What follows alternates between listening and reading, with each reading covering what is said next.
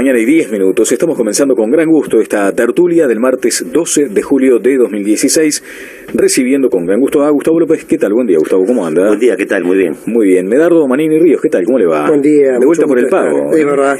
Gracias por recibirme. No, gracias a usted por su presencia. Hernán Morilla, ¿qué tal? Buen día, ¿cómo anda? ¿Qué tal? Buen día, Daniel. Y siempre es muy grato recibir también a Santiago Soto. Santi, buen día, ¿cómo estás? Buen día, un gusto estar al aire con ustedes. Abrimos esta tertulia con algunas declaraciones de la canciller venezolana Delcy Rodríguez. Afirmó que su país recibirá la presidencia pro tempore del Mercosur en los próximos días. Sin embargo, el canciller uruguayo Rodolfo Ninnoboa desmintió los dichos de Rodríguez y dijo que aún no se llegó a ningún acuerdo. Escuchemos este tramo de los discursos de anoche.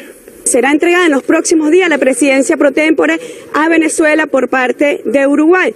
En ese sentido, nosotros queremos nuevamente agradecer a Uruguay, a su presidente, a su gobierno, a su cancillería, la disposición.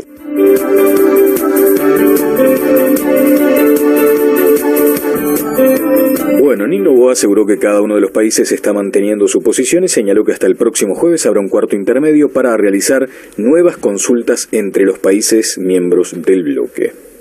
Aquí cada uno de los países está manteniendo su posición, hay que decirlo con toda claridad, y nos hemos en consecuencia dado un plazo hasta el próximo jueves, un cuarto intermedio, digamos, para que se hagan las consultas necesarias entre todos los países. Cada uno de nosotros consultará un escalón más arriba, con toda seguridad.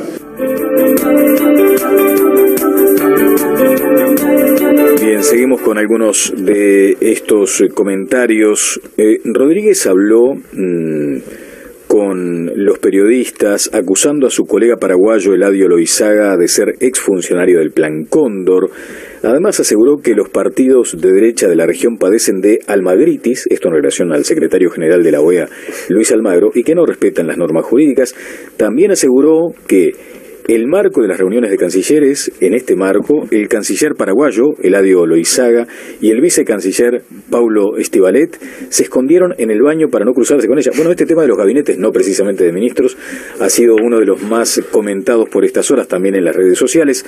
Loizaga habló en entrevista con Telenoche, rechazó estas declaraciones de ser parte del Plan Cóndor, además mencionó esto del supuesto episodio del baño que mencionó Rodríguez, y finalmente se refirió a la cercanía de Venezuela con el Frente Amplio. Vamos a buscar, si les parece, Sebaterra, si tenés ese último tramo de lo que decía el canciller paraguayo respecto a la cercanía de Venezuela con el Frente Amplio. No es correcto que un canciller venga y tenga reuniones políticas en un país donde hay un cuestionamiento sobre su participación como miembro del Mercosur. Es lo mismo que yo viniera y me reuniera acá con, qué sé yo, autoridad del Partido Blanco, del Partido Colorado. Yo estoy muy respetuoso de eso, ¿verdad? Bueno, aquí se mezcla diplomacia con retórica caribeña, en fin, voy a abrir esta primera ronda de comentarios la voy a abrir con Hernán Bonilla. Es bravo analizar el tema del Mercosur porque hace tiempo que estamos en un berenjenal muy complicado, ¿no? En donde, como vos decías, Daniel, se mezcla lo político, lo jurídico y después se usan argumentos para un lado y para el otro, que cuando está lo político es más importante que lo jurídico y viceversa. Acá la situación complicada que vivimos hoy se comienza ya, yo diría, en la etapa en que hubo crisis en los países del Mercosur, cuando Uruguay, Argentina, Brasil tuvieron una crisis muy complicada, 99, 2001, 2002, y que cada uno empezó a aplicar la política de sálvese quien pueda, digamos, ¿no? Se dejó de existir ningún tipo de coordinación, nunca habían funcionado bien los organismos internos del bloque, los de resolución de controversias, etcétera. Después todavía se le sumó el invento del Parlamento del Mercosur, que es nefasto, y para Uruguay particularmente es un instituto particularmente negativo que no debería existir y que en algún momento debería eliminarse. Y luego todavía se aprovechó una situación muy discutible para suspender a Paraguay, meter a Venezuela por la ventana. Incluso Almagro no supo cómo explicarlo en su momento como canciller, que fue lo que pasó. Fue con una posición a la cumbre de Mendoza y volvió con otra.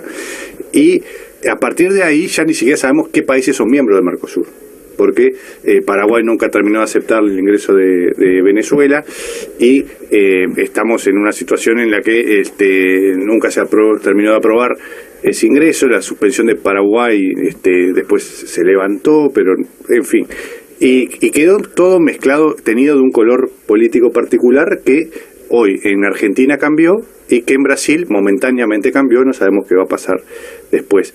Pero hay un tema que me parece que es lo fundamental, que es lo que debe determinar cómo se resuelve esta situación puntual, y es que Venezuela es una dictadura.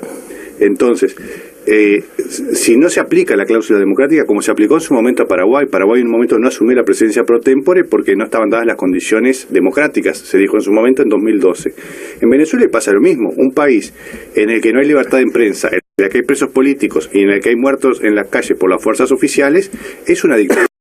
Y sería una vergüenza para Uruguay integrar un bloque presidido por un dictador de la calaña, particularmente de Maduro. Bueno, el canciller Noboa ha hablado de una democracia autoritaria. Voy con Gustavo López ahora. Yo no tengo ni sombra de dudas que en este diferendo le asiste la razón al gobierno de Venezuela. No hay ningún elemento en el plano jurídico normativo del Mercosur que habilite a la no entrega de la presidencia pro tempore del Mercosur a Venezuela. Ni el Tratado de Asunción, ni el Tratado de Europreto. Pero quiero decir que las relaciones entre países son siempre relaciones esencialmente políticas. Decía Galeano, qué extraño, en referencia al ex presidente Chávez, qué extraño dictador que no se cansa de ganar elecciones. 10, 12 elecciones de corrido, auditadas por los más prestigiosos organismos de control internacional. Empezó con un golpe. A nosotros nos puede gustar mucho, poco o nada el estilo de Maduro. A mí me gusta muy poco, por ejemplo, el baile de Macri en el balcón de la Casa Rosada, o la actitud de Merkel, esa cara adusta de Merkel. Sin embargo, no puedo dejar de considerar su legitimidad democrática, porque sus gobiernos emergieron de procesos democráticos. Exactamente lo mismo ocurre en Venezuela. Entonces se puede admitir las asimetrías dentro del Mercosur, los problemas políticos planteados. Ahora, sostener que Venezuela es una dictadura me parece por fuera de cualquier racionalidad democrática. Es cierto que el Mercosur sí tiene problemas. Hay quien dice que el único lugar donde funciona bien el Mercosur es en la delantera Barcelona.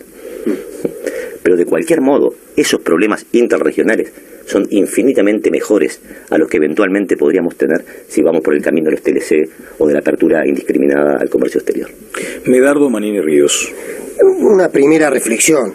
La verdad que el episodio reciente de la presidencia pro tempore, lo que vivimos ayer, me da cierta vergüenza. La primera cosa, habla muy mal del funcionamiento de Mercosur y cuál es la imagen hacia el exterior. Los desmentidos, las declaraciones, por un lado la canciller venezolana diciendo de que había obtenido la presidencia pro tempore de parte de Uruguay, inmediatamente después el canciller Noboa diciendo de que se postergaba y había una reunión el jueves donde se iba a resolver y que se iba a consultar a más alto nivel. La situación del baño está ya dantesco. La verdad que es todo un culebrón venezolano que da bastante vergüenza y que deja en evidencia una situación que bien marcaba López, el contento Julio, de la crisis de gobernabilidad institucional que está atravesando el Mercosur. Según una reflexión, es el primer sentimiento, es un sentimiento de dolor y de vergüenza por un proceso de integración que deberíamos estar en otra etapa y no en esta. Una reflexión, yo creo que no hay duda de que Uruguay debería entregar la presidencia pro tempore y cumplir con los protocolos. Creo que Uruguay debe apegarse a las normas internacionales y como siempre lo he dicho, que ha sido la tradición de Uruguay. Y en este caso es claro que las normas que establecen los protocolos de Ushuaia, mejor dicho, del protocolo de Europreto, que es el que establece la institucionalidad del Mercosur, está claramente identificado que la presidencia se tiene que entregar a los 6 meses y por orden alfabético. Ahora, eso no quita de que Uruguay esté en una posición política inmejorable para conversar y para consensuar esta entrega, porque es notorio, también no podemos desconocer que Paraguay está pasando factura por lo que pasó en el 2012, por una pésima gestión del presidente Mujica, Cristina Kirchner y Dilma Rousseff, quisieron entrar a Venezuela por la ventana y no por la puerta, entonces Paraguay ahora impone otras condiciones. Argentina y Brasil están en posiciones diferentes, pero con situaciones complejas. Pues fíjense ustedes por un minuto, Brasil está viviendo, tiene que terminar todavía el proceso de juicio político a Dilma Rousseff, y está en una situación muy precaria desde el punto de vista político. Argentina es visto también por el concierto, por lo menos por una gran parte de los países todavía llamado de izquierda progresista, es visto como un gobierno más bien de derecha. Y el que está en mejores condiciones para poder conversar y dialogar con Paraguay es justamente Uruguay, con un gobierno de izquierda. En ese sentido, me parece que lo que tendría que hacer Uruguay es liderar este proceso y reclamarle a Paraguay el cumplimiento de algunas cosas básicas que le está reclamando el resto del mundo. Y ahí voy en la segunda ronda para qué son esas cosas. Santiago Soto, por favor. Bueno, yo en primer lugar creo que la Cancillería uruguaya está actuando muy bien en este asunto. Sin lugar a dudas no cabe otra cosa más que pasarle la presidencia pro tempore a Venezuela. Es lo que corresponde según la legalidad. Ahora escuchaba algunas cosas en esta, quedaste solo, Hernán. Me suele pasar. Porque hoy aparte estamos sentados de una manera distinta en esta mesa, quiero decir. Estamos como entreverados en este momento, pero quedó solo el amigo Hernán. Pero bueno, sin lugar a dudas, en esta discusión que se está dando, queda arriba de la mesa muchas de las cosas que venimos discutiendo hace muchos años respecto al Mercosur, respecto a algunos de los problemas que tenemos arriba de la mesa, y una pastilla, nada más, una cosa que parece interesante escuchar. Muchos actores que durante muchos años estuvieron machacando y diciéndole al gobierno que bueno, que no ponga lo político por arriba de lo jurídico, que el Mercosur no podía ser un club de amigos políticos que se moviera con las identidades y las afinidades de los presidentes. Hoy por hoy está promoviendo justamente algo que está claramente promovido por una alianza política entre algunos actores que, bueno, ha cambiado el signo político de algunos de los gobiernos de la región, y bueno, están apoyando esa movida por encima de lo jurídico, que creo que en este caso no quedan mayores dudas, y en esto estábamos también de acuerdo la mayor parte de nosotros, de que la presidencia pro tempore tiene que ser pasada en orden alfabético a los 6 meses, tal cual se establece, y no corresponde otra cosa que pase a Venezuela. Hernán, ¿querías hacer otro comentario? Sí, acá en lo político siempre hay argumentos para un lado y para el otro, ¿verdad? Lo divertido que tiene la política. Pero hay un antecedente, que yo lo citaba, en el 2012, en el que a Paraguay no se le pasó la presidencia pro tempore porque se entendió que no cumplía con las condiciones democráticas. La situación de Paraguay en aquel momento es discutible, no vamos a entrar ahora a hablar sobre la democracia de Paraguay, pero... una suspensión, ¿no? Pero perfectamente se podría aplicar lo mismo ahora, no tendría ninguna, o sea, no es algo que esté por fuera de lo jurídico. Y después, no es lo mismo. Yo estoy de acuerdo que Maduro ganó las elecciones en forma legítima y en un sistema, dicho sea de paso, con voto electrónico muy seguro, Venezuela. Yo no discuto que haya ganado las elecciones Maduro, bien por él, pero después hay un proceso en que gana la oposición la mayoría del poder legislativo y el Ejecutivo desconoce esa mayoría permanentemente en Venezuela. Y hay un proceso de destitución que está en la Constitución bolivariana, en que el gobierno no le quiere dar trámite. Entonces, más allá de todas las violaciones de derechos humanos flagrantes, a ver, que no hay libertad de prensa, no lo duda nadie. Que hay cientos de presos políticos, no lo duda nadie. Entonces, ¿qué va a hacer el Mercosur con Maduro de presidente? ¿Vamos a negociar con la Unión Europea? ¿Quién nos va a dar pelota con Maduro de presidente del Mercosur si es impresentable? Gustavo López. Yo sí puedo poner en tela de juicio, naturalmente, es lo de la libertad de prensa en Venezuela y el carácter de presos políticos de algunos golpistas confesos. Pero el tema aquí que nos ocupaba era otro. Y yo quiero decir que para no entregarle la presidencia pro tempore del Mercosur a Venezuela, hay que proceder a sancionar a Venezuela. Claro. Tal cual era la pretensión de Almagro, que felizmente no prosperó. Quiero decir también que la OEA, vaya organismo, no tiene en su historia credenciales para erigirse como guardián de la democracia. Me parece que eso es de todo punto de vista claro. Yo decía, acá una cosa que hay que tener presente, me parece, cuál es la importancia de la presidencia pro tempore, porque el Mercosur tampoco estamos hablando de una figura institucional que tenga una importancia muy relevante. Si uno mira los tratados, es una cuestión más nominal que en los hechos, porque en los hechos el Mercosur funciona como un colegiado. El Consejo Superior es el órgano político por excelencia y es quien marca las directrices del Mercosur. Ahora, ¿por qué Venezuela está tan interesada en tener la presidencia pro tempore en los tiempos que lo marcan los tratados? Primero, porque necesita legitimidad frente a un gobierno que está muy cercado y que está con serias dificultades, necesita una legitimidad política que le puede dar tener la presidencia de Mercosur. A la vez yo creo que el resto de los países integrantes de Mercosur podrían perfectamente dialogar con Venezuela para que de acceder a la presidencia pro tempore tenga que hacerlo bajo determinadas condiciones. Por ejemplo, no puede Venezuela seguir retrasando el referéndum revocatorio, y lo tiene que hacer este año, porque está dentro de la Constitución bolivariana y tiene que habilitar ese referéndum. Tiene que reconocer la existencia de presos políticos o presos de conciencia y empezar a liberarlos. Tiene que liberar los medios de prensa que los tiene amordazados, y naturalmente tiene que empezar a dar esas muestras, porque esas muestras van a hacer que el propio ejercicio de la presidencia de Mercosur adquiera cierta legitimidad. Yo creo que ese es el camino que Uruguay tendría que explorar.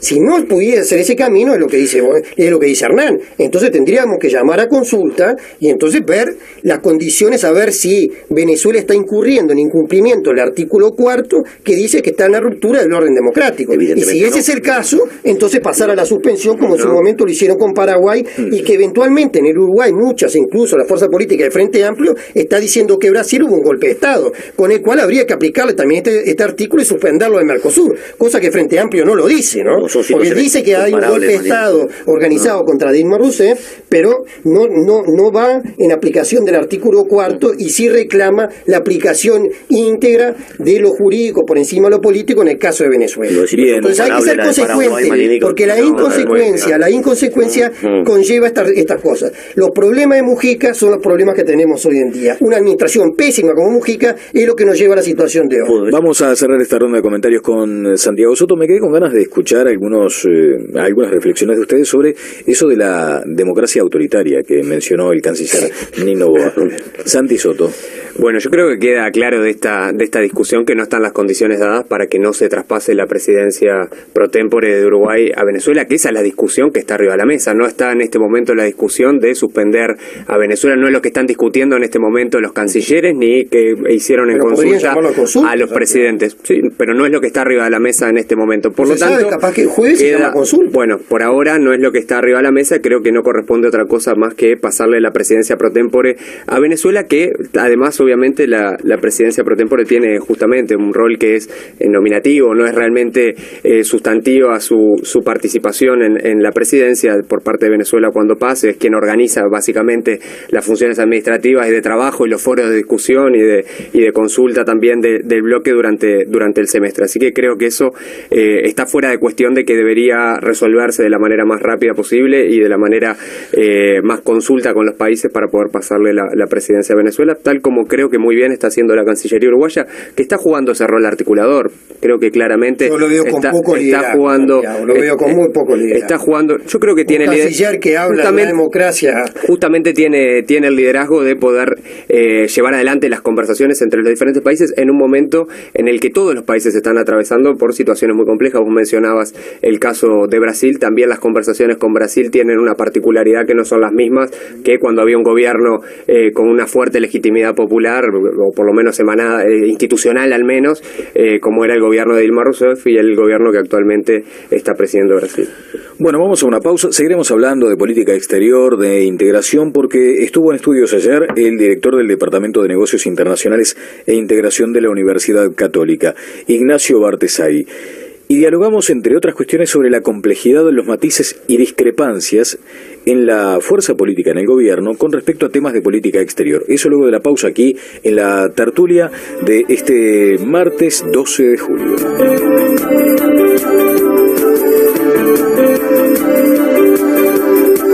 9 de la mañana y 34 minutos. Seguimos avanzando en esta tertulia del martes 12 de julio.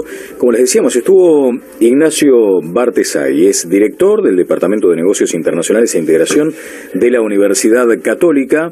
Y allí, por ejemplo, mencionaba esos matices y discrepancias que él advierte en el Frente Amplio con respecto a política exterior. Y vamos a escuchar cuáles son, a juicio de Bartesay, las consecuencias de esta situación. nos van a afectar el desarrollo futuro. Esto no es un tema menor, este es un tema clave para el desarrollo del país y no se termina de entender. Entonces los temas claves para el desarrollo del país tienen que discutirse con seriedad y con argumentos, porque si no pueden ocurrir realmente decisiones graves como quedarnos por fuera de los grandes fenómenos que se están dando a nivel de comercio internacional, donde Uruguay está prácticamente excluido y el Mercosur también. Por otro lado, y siguiendo con esta línea, días atrás el dirigente sindical Fernando Gambera anunció que si el gobierno negocia tratados sin el Mercosur, el PIT-CNT saldrá a la calle a manifestarse en rechazo de estas medidas. Se pronunció en contra de los comentarios hechos la semana pasada por el subsecretario de Relaciones Exteriores, José Luis Cancela. Había dicho en un seminario del Parlamento que, dadas las dificultades de los últimos años y en ejercicio de la presidencia pro tempore del bloque, Uruguay impulsó a que hubiera una flexibilización de las normas que regulan excepciones para que los países salgan a negociar por sí solos la participación en acuerdos internacionales. Santiago Soto. Bien, yo creo que Uruguay necesita una estrategia comercial lo más inteligente posible y que realmente pueda integrarse a las cadenas de comercio de bienes y servicios más amplias en base a las plataformas que existen, priorizando Mercosur, como dice el programa del gobierno del Frente Amplio. Creo que lo que está arriba de la mesa con Unión Europea es un acuerdo marco donde luego los países podrán ir negociando a diferentes velocidades. Esa ha sido la explicación que el canciller le dio a la fuerza política. Creo que eso no entra en contradicción con lo que está en el programa del Frente Amplio, y nosotros en esta coyuntura internacional, regional y nacional en la que estamos económica, sin lugar a dudas en los años que nos vienen por delante, estos 2-3 años que se vienen, una política prudente macroeconómica que logre efectivamente equilibrar de buena forma las cuentas públicas, una buena inserción internacional y un crecimiento de la inversión por los diferentes mecanismos que están planteados arriba de la mesa, pueden ser, digamos, el paquete de medidas contracíclicas, por decirlo de alguna manera, o por lo menos de fomento en la bajada de la coyuntura internacional, de precios internacionales que tenemos, que el Uruguay, la estrategia de este gobierno está planteando arriba de la mesa, y creo que es la adecuada para salir para adelante. Entonces, a nivel de integración regional, creo que la Cancillería ahí está planteando esa línea. Hay que ver hasta dónde se puede avanzar también.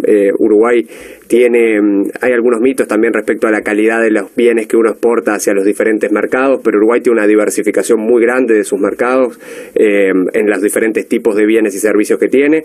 Obviamente en el sector de mayores ventajas comparativas tiene la mayor agregado de valor, digamos, que es lo que exporta extrarregionalmente. Por lo tanto también es muy importante combinar, tenemos el dilema de una exportación muy intensiva en mano de obra, no tanto en valor agregado de la región, con una exportación muy poco intensiva en mano de obra, pero con mucho valor agregado extrarregional, y en ese dilema tendremos que convivir los uruguayos para tener una estrategia que priorice la plataforma Mercosur como plataforma de integración regional, política, económica, pero a la vez también permita la penetración de nuestros productos y servicios en los mercados internacionales, que están en un proceso también de negociaciones a nivel multilateral, realmente como el mundo pocas veces ha visto. Gustavo López.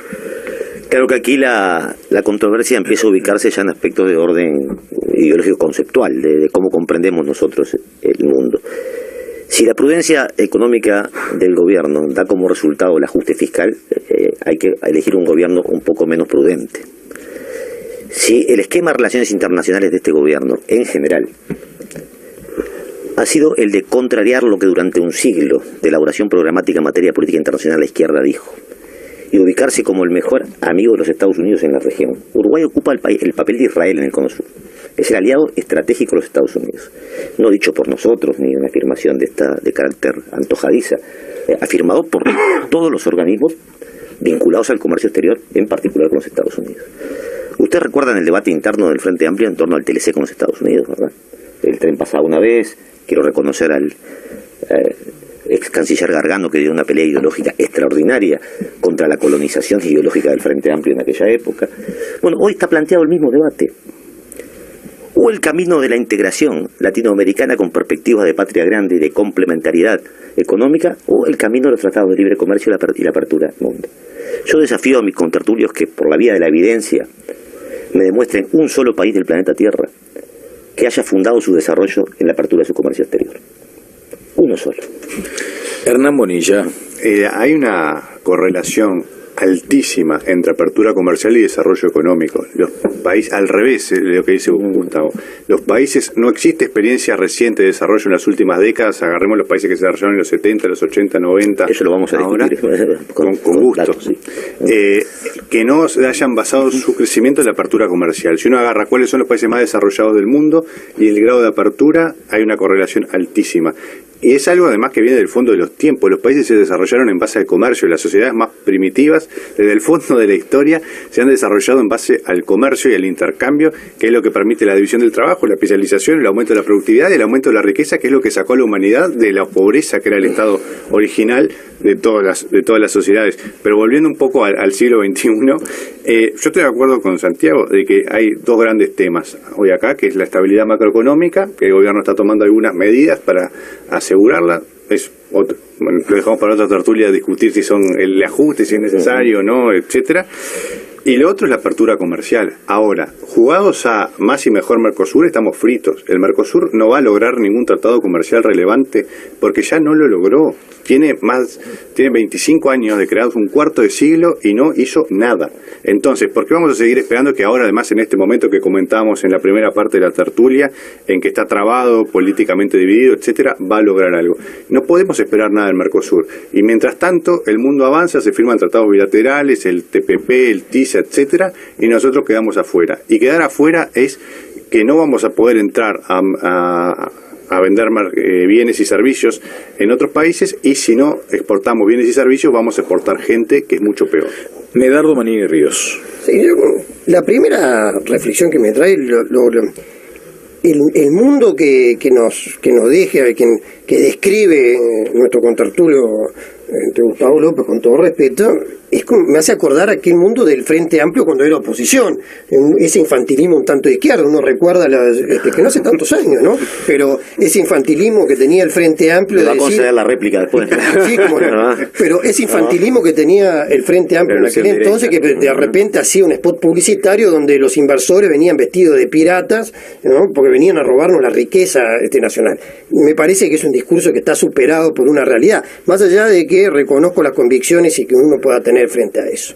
Ahora, con respecto al tema de la apertura, yo creo que es un dato de la realidad. Uruguay tiene que ir hacia buscar, y estamos en en óptimas condiciones de la posición que tiene si tuviésemos una cancillería con una línea y una política exterior definida y clara, y con un partido de gobierno que apoye al canciller y no que le esté serruchando el piso. Entonces podríamos ir y aprovechar esta crisis institucional del Mercosur para tratar de flexibilizarlo, como bien lo decía Bartesay, y en la flexibilización buscar, por ejemplo, que se admitan sin romper dentro del Mercosur, se admiten los acuerdos bilaterales, como fue en el caso del acuerdo Uruguay-México, que muy positivo fue el intercambio comercial que tuvimos con México y Uruguay. Me parece que ese es el camino, mantenernos dentro del bloque Mercosur, pero ir buscando la flexibilidad como para poder hacer acuerdos bilaterales. En ese camino creo que está Brasil, en ese camino va a estar Argentina, y en ese camino tiene que estar Uruguay. Su segundo turno, Gustavo. Perdón por la alusión. Por favor, mis tres contertulios hoy, una vez más, hacen bloque en defensa de la política económica del gobierno, lo que es natural, porque en efecto, en líneas generales coincido. Pero yo lo que quiero decir, estimado Manini, quiero decir que esto es la postura del gobierno. Yo quiero, igual que Manini, igual que Bonilla, yo lo que quiero decir, para no digregar, no sé lo siguiente. A mí lo que me parece francamente propio de la más cándida infancia es pensar que en las relaciones comerciales actuales del mundo hay cierta equidad, y que los países como el nuestro pueden integrarse al mercado internacional en condiciones de igualdad. Nadie dijo eso. Esto es de una ingenuidad política, insisto, propio de la más cándida infancia. Eso es lo infantil. Se referencia como exitoso en la región, en materia, cuando se habla de países que transitaron este camino, a México y a Chile. Podemos convenir rápidamente que efectivamente aumentaron su comercio exterior. Ahora, cualquiera sabe que aumentar el comercio exterior no significa que aumentar el producto, ni mucho menos generar condiciones de igualdad social, ni cosas parecidas. Estos tratados de libre comercio someten, esto no es un problema del 60 ni del 50, es un problema del siglo XXI, someten a la soberanía nacional y maniatan al Estado en aspectos claves. Ustedes saben lo saben muy bien, que incluyen los TLC, además de transacciones comerciales, las compras públicas, la propiedad intelectual, las cuestiones medioambientales. las cuestiones medioambientales, etcétera. Entonces, esas son las cosas que están planteadas. Usted sabe, por ejemplo, que el TLC no reconoce las 200 millas marítimas, ni lo que pasa en el subsuelo, ni cosas de esa naturaleza, la propiedad intelectual, eso es lo que se está discutiendo. Entonces, ese es el camino que le impide al Estado incluso la promoción de la industria nacional, elemento clave para el desarrollo de cualquier país, mucho más clave que el comercio exterior, claramente fundamentado, ¿verdad? Santi Soto. A ver, creo que no podemos ponernos en posturas demasiado, o sea, caricaturizar la postura un poco de unos y otros en este tema. Mercosur, sin lugar a dudas, es una plataforma que ha tenido sus sombras, eso está a la luz, pero también ha tenido sus éxitos y de la cual también el Uruguay se ha aprovechado fuertemente y claramente ha mejorado. Por ejemplo, si uno mira las estadísticas de comercio exterior con respecto a la integración de Uruguay en el bloque pre y post Mercosur, claramente ahí, bueno, además de beneficiarse de otras cosas como la admisión temporaria, el régimen de zonas francas y otras ventajas que son claramente como el agua para muchos sectores de la economía uruguaya. O sea, pensar al Uruguay afuera del Mercosur creo que es como tratar de pensarse a uno mismo viviendo en el barrio, pero en realidad estando en Manhattan. No tiene ningún sentido. Eso no quiere decir que la plataforma central, principal, preferencial del Uruguay sea el Mercosur y que por eso tengamos un conjunto de preferencias hacia la región respecto al mundo. Eso no quiere decir que Uruguay no pueda avanzar, no deba avanzar en otros acuerdos con terceros países, y obviamente ahí no hay una visión cándida. Creo que queda bastante claro que cualquier negociación vinculada al comercio es una negociación que tiene que ver con lo político, con la correlación de fuerzas, con el conjunto de apoyos y de no apoyos que tiene cada uno de los estados a la hora de firmar los acuerdos, y sin lugar a dudas ahí el Uruguay tiene el desafío de actuar como bloque en Mercosur, sin lugar a dudas para las negociaciones con terceros países, pero también permitir diferentes velocidades, o por lo menos darse por lo menos la posibilidad de discutir de diferente manera cada uno de los países cuando no se puede acordar en el conjunto del bloque, lo cual no quiere decir que haya un acuerdo marco del bloque Mercosur con un tercero y que a partir de ese acuerdo marco se avance en negociaciones bilaterales. Hernán Bonilla. En 25 años de Mercosur firmó tres acuerdos comerciales, con Egipto, con la Autoridad Palestina y con Israel. Esa es la demostración de que Mercosur no sirve, no funciona. No vamos a avanzar comercialmente con otros países a través del Mercosur. Es cierto que aumentó el comercio entre los países del Mercosur, menos de lo que debería haber aumentado, porque siguen existiendo muchas trabas para arancelarias y de todo tipo que siempre aparecen. Incluso el gobierno de Macri ahora nos está poniendo barreras a la entrada de algunos productos. Esto no es un tema solamente de el signo ideológico de los gobiernos, es un tema de interés nacional y cómo cada uno entiende que lo defiende. Ahora, el camino del desarrollo Uruguay pasa por abrirse al comercio. Esos tratados tienen aspectos políticos, sin duda, que tienen aspectos que hay que negociar, que hacen Gustavo señalaba, las compras estatales y otros componentes.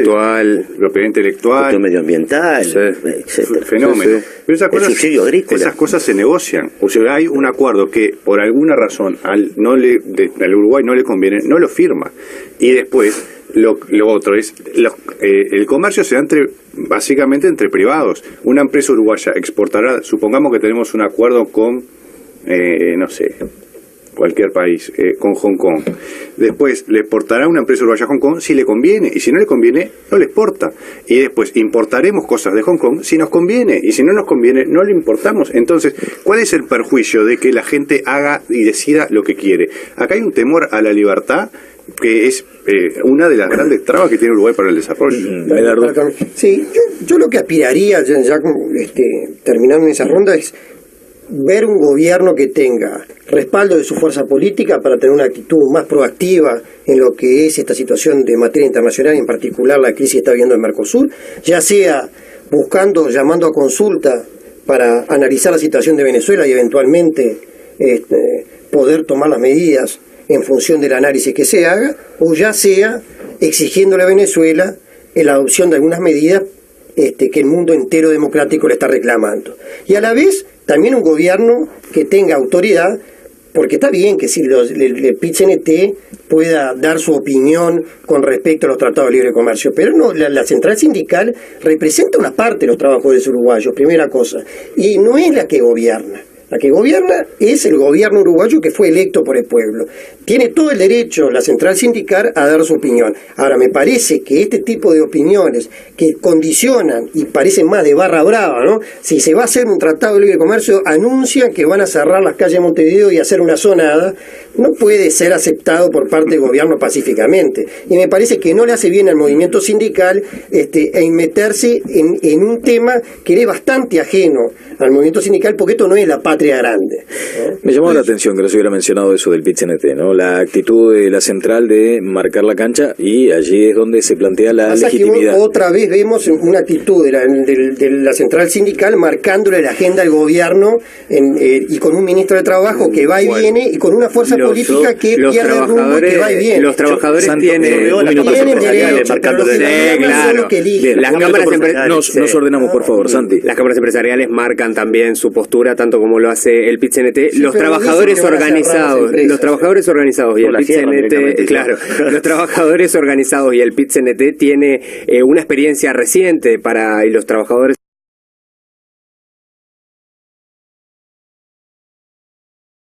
en general de apertura a una velocidad muy rápida e indiscriminada del Uruguay en los años 90, que claramente marcó un empeoramiento de las condiciones de los trabajadores por la desarticulación rápida de algunos sectores productivos que generaron muchos de los problemas que arrastramos hasta hoy de integración social, territorial, etcétera. Así que me parece perfectamente lógico que los trabajadores estén dando su opinión. ¿Cómo lo darán las cámaras y lo darán otros? Yo me afilo más a la postura de Richard Reed, que no es esa, no es esa la interpretación que hace Richard Reed. Richard Reed dice otra interpretación de lo que ha sido el movimiento sindical, tanto es así que dio un paso al costado y se salió del secretariado. Gustavo, un apunte final. Richard Reed. Prodigiosa imaginación tiene mi contertulio Manini cuando imagina una zonada nacional que va a cerrar todas las calles por la negociación por el Mercosur. Eso no fue lo que dijo Gambera, pero ¿sabe cuál es el camino? La movilización. La movilización, mi amigo, la movilización. De ahí una zonada, hay una distancia lingüística importante. El camino del TLC es el camino de las maquilas. No necesariamente. Necesariamente. No. Es el camino de las maquilas. No, es el camino de la precarización de las relaciones laborales. No. Es el camino de las diferencias, de las controversias internas en tribunales internacionales. Es el camino de la ausencia de autonomía estatal en decisiones de áreas clave. No pese de Trump. Pero yo quiero decir lo siguiente. El premio. Estados Unidos estaría encantado con Trump. No, señor, no. Y usted sabe que no. Usted sí estaría tan ganado. Miren, le voy a leer seguramente en esta mi última intervención lo que dice respecto de los tratados de libre comercio el Premio Nobel de Economía del año 2001, ¿no? Este señor Stiglitz, que es el Premio Nobel de Economía del año 2001, seguramente insospechado de cualquier relación con la izquierda radical o con la Unidad Popular, ¿no? Dice este señor lo siguiente: en la simétrica negociación de los tratados comerciales no prima la equidad o la democracia, sino los intereses de grupos particulares como la farmacéutica y las petroleras. Al menos esos intereses son los que representa la Oficina Comercial de los Estados Unidos. Esta es la opinión del Premio Nobel de Economía, insisto, insospechado de cualquier relación con el marxismo internacional, ¿verdad? Bonilla, cerramos. Justamente, Stiglitz le cobró muy buena plata por venir a defender al gobierno de Cristina Kirchner. Es un tipo muy justamente es amigo suyo, no mío, ¿verdad? Amigo mío no. Pero la discusión de fondo es ¿qué tiene que hacer el Uruguay? Y al Uruguay lo que le conviene, como a cualquier país, es la apertura comercial, es integrarse al mundo, es tratar de colocar, el camino no es la manila, la precarización y todas esas cosas, es aumentar la productividad para tener mejores salarios, para que haya más empleo, para que el Uruguay se desarrolle. Las exportaciones pueden ser de software, de productos agropecuarios con mayor tecnología, de bienes industriales incluso. Ahora, el asunto es que si nos cerramos, lo que es seguro es que si nos cerramos, Uruguay va a entrar en un camino de empobrecimiento. Y que hoy en Estados Unidos esté de moda y estén avanzando las teorías proteccionistas, tanto en el Partido Republicano como en el Partido Demócrata. Tienen medidas, a Hillary Clinton la están llevando, Bernie Sanders a tener una postura muy proteccionista contra todos los acuerdos comerciales. Siempre, Trump también está con una postura fuertemente proteccionista. Es la demostración de que eso no es así. Si fuera tan claro que es bueno para Estados Unidos los acuerdos comerciales y tan malo para nosotros, ¿por qué ellos se oponen? ¿Pero también? qué protegemonía? Monilla, protejan su producción agrícola, por ejemplo, que la excluyen a texto expreso los tratados de libre comercio. Gustavo López. Usted a vender una cebolla a Estados Unidos, a ver qué va a pasar. Bueno, muchas gracias. Gustavo López, Medardo Manini Ríos, Hernán Monilla, Santiago Soto, muchas gracias. Los espero pronto por acá. Gracias.